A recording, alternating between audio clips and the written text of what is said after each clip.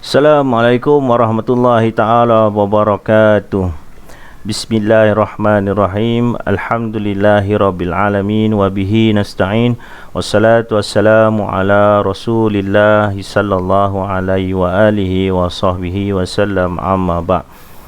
Dalam video kali ini kita akan menyambung perbincangan berkenaan dengan tajuk konsep perkahwinan di dalam Islam. Ini merupakan siri yang ketiga bagi tajuk berkenaan. Untuk rujukan, kita akan merujuk modul pendidikan Islam semester 3 bermula daripada halaman 17. Pada video kali ini, kita akan membincangkan beberapa perkara, termasuk yang pertama iaitu rukun perkahwinan, dan yang terakhir ialah syarat perincian bagi rukun. Menurut undang-undang Islam, sesuatu perkahwinan itu mestilah berasaskan kepada beberapa perkara yang disebut oleh para ulama sebagai rukun perkahwinan. Adapun seandainya sesuatu perkahwinan itu dia tidak ada salah satu ataupun sebahagian daripada rukun perkahwinan, maka perkahwinan tersebut tidak sah menurut undang-undang Islam. Adapun rukun-rukun perkahwinan itu cuma ada 5. Rukun perkahwinan itu yang pertama ialah suami ataupun bakal suami. Yang ini kena ada. Yang kedua ialah isteri ataupun bakal isteri. Macam mana nak kahwin kalau salah satu ini tidak ada? Yang ketiga ialah wali ataupun wali nikah. Yang keempat ialah 2 orang saksi. Dan yang terakhir, yang kelima ialah ijab dan kabul. 5 perkara ini merupakan rukun nikah, dan rukun nikah ini sangat mempengaruhi kepada sahnya sesuatu perkahwinan itu. Setiap rukun-rukun tadi diperincikan atau diikat dengan syarat-syarat tertentu agar semuanya berlangsung dengan sempurna. Itu merupakan perbezaan di antara rukun dengan syarat-syarat. Adapun rukun ini merupakan benda ataupun perkara yang mesti ada, manakala syarat-syarat pula ialah perincian kepada rukun-rukun tersebut. Untuk rukun yang pertama iaitu bakal suami ataupun suami, syarat-syarat ataupun perinciannya ialah yang pertama, bakal suami ini mestilah beragama Islam.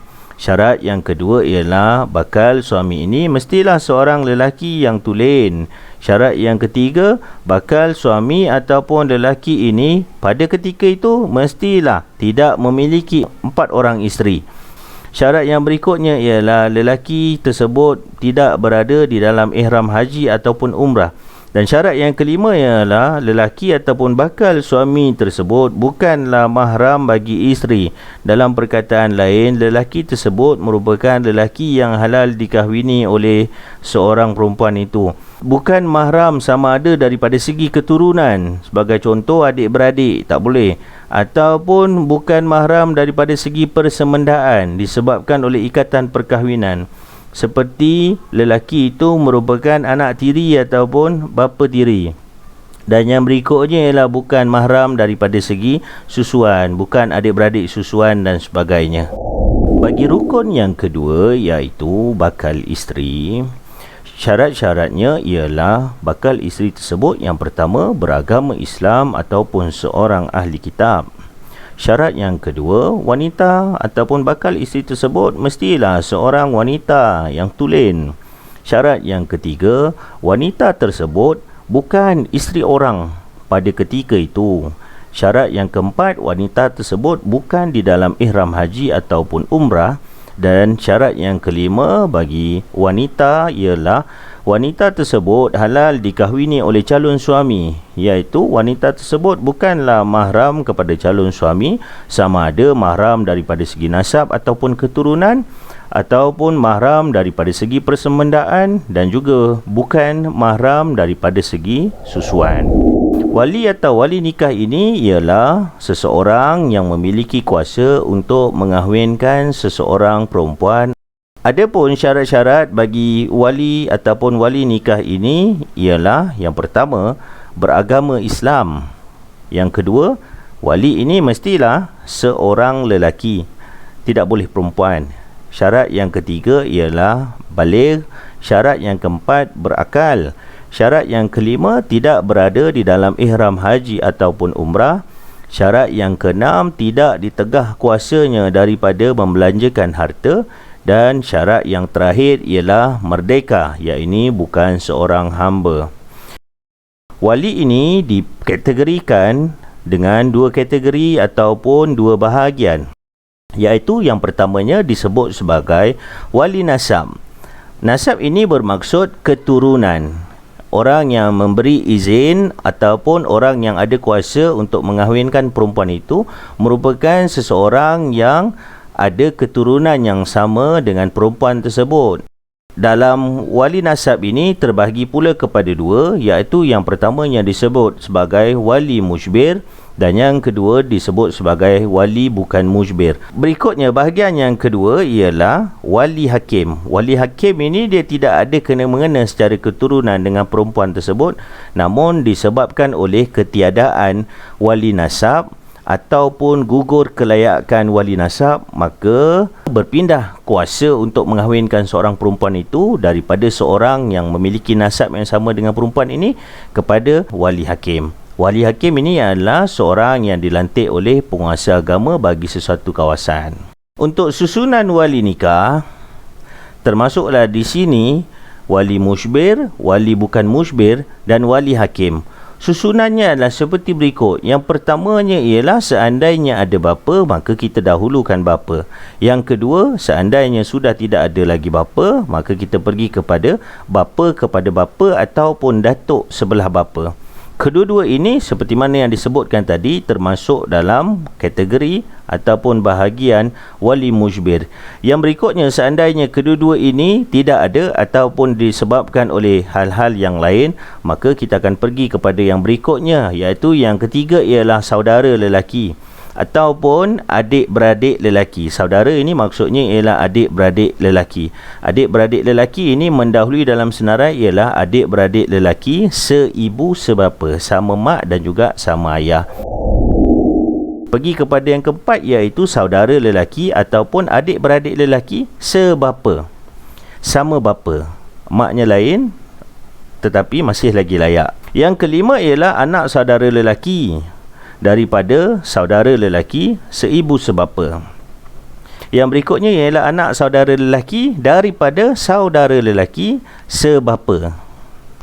Yang berikutnya ialah yang ketujuh, bapa saudara ataupun kita sebut pakcik seibu sebapa dengan bapa kita. Yang berikutnya ialah bapa saudara ataupun pakcik sebapa dengan bapa kita. Yang berikutnya ialah anak lelaki bapa saudara. Pakcik kita, dia punya anak, iaitu kita biasanya sebut sebagai sepupu. Seandainya dalam senarai itu semua sekali tidak ada, maka barulah pergi kepada yang berikutnya, iaitu wali hakim.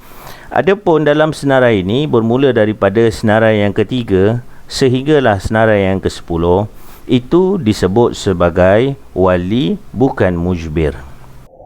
Yang berikutnya ialah perincian ataupun syarat-syarat kepada dua orang saksi. Syaratnya ialah saksi tersebut mestilah beragama Islam. Yang keduanya, dua orang saksi tersebut mestilah terdiri daripada lelaki. Yang ketiga, saksi tersebut mestilah baligh dan juga berakal. Syarat yang berikutnya, yang keempat, adil dan juga tidak fasik, iaitu saksi ini dia tidak melakukan dosa besar secara terang-terangan. Yang berikutnya, yang kelima ialah saksi tersebut mestilah memahami lafaz ijab dan juga lafaz kabul. Dan yang terakhir, saksi ini mestilah sejahtera panca inderanya, iaitu boleh mendengar, boleh melihat dan juga boleh bercakap. Kalau tidak sempurna, macam mana cara dia nak memberikan penyaksian. Adapun bagi lafaz ijab, syarat-syaratnya adalah seperti berikut, iaitu yang pertama, menggunakan kalimah ataupun sebutan nikah ataupun terjemahannya yang tepat. Lafaz ijab tersebut tidak boleh menggunakan yang disebut sebagai lafaz kinayah, tidak boleh menggunakan lafaz sindiran. Sebagai contoh, lafaz yang boleh digunakan ialah lafaz nikah. Aku nikahkan dikau. Yang tidak boleh digunakan lafaz kinayah seperti aku serahkan anak aku. Menggunakan lafaz kinayah, aku serahkan anak aku, itu tidak boleh. Syarat yang berikutnya bagi ijab ialah ijab hendaklah dari wali ataupun wakil wali. Yang mana lazimnya hari ini kita akan melihat kebiasaannya wali akan mewakilkan kepada seorang yang disebut atau dipanggil sebagai juru nikah. Wali mewakilkan juru nikah untuk mengahwinkan anaknya. Syarat yang ketiga ialah ijab dan kabul berlaku dalam suatu majlis. Syarat yang keempat, bukan dengan kata-kata sindiran ataupun kata kinayah seperti yang kita ada sebut di awal tadi. Yang berikutnya ialah lafaz ijab jelas. Jelas itu sekurang-kurangnya mestilah difahami oleh wali, bakal suami dan juga dua orang saksi. Dan yang terakhir, lafaz ijab ini tidak boleh diselangi oleh diam yang lama ataupun perkataan-perkataan lain yang tidak ada kena-mengena dengan ijab dan kabul. Contoh lafaz ijab ialah aku nikahkan di kau dan aku kahwinkan di kau dengan Afifah binti Khairi yang telah berwakil wali abang daripada aku dengan mas kawinnya RM50 tunai.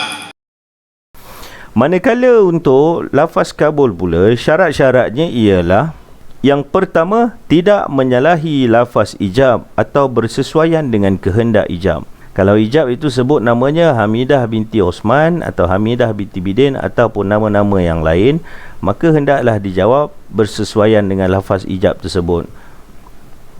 Yang kedua, tidak diselangi oleh diam yang lama ataupun perkataan yang tidak ada kena-mengena dengan ijab dan kabul. Syarat yang ketiga, lafaz kabul ini mesti daripada suami ataupun wakil suami. Lazimnya kita akan lihat suamilah yang sebut lafaz kabul ini. Yang keempat, menyebut nama bakal isteri ataupun ganti namanya. Kalau di setengah negeri seperti di Terengganu, maka lafaz kabulnya hanya berbunyi seperti ini, aku terima akan nikahnya. Dia hanya menggunakan lafaz ganti nama iaitu nya, merujuk kepada nama bakal isteri tersebut. Yang berikutnya ialah bukan cara taklik. Taklik ini maksudnya ialah bersyarat. Dia menerima nikah itu dengan syarat-syarat tertentu. Sebagai contoh, aku terima nikahnya seandainya aku mendapat pekerjaan. Atau aku terima nikahnya seandainya hari ini hujan. Tak boleh. Dan syarat yang terakhir ialah tidak dibataskan dengan tempoh masa tertentu. Aku terima nikahnya untuk tempoh 2 bulan. Tidak boleh di dalam lafaz kabul tersebut ada tempoh ataupun batas tempoh masa yang tertentu. Contoh lafaz kabul ialah aku terima nikah Atikah binti Khairi dengan mas kawinnya RM50 tunai.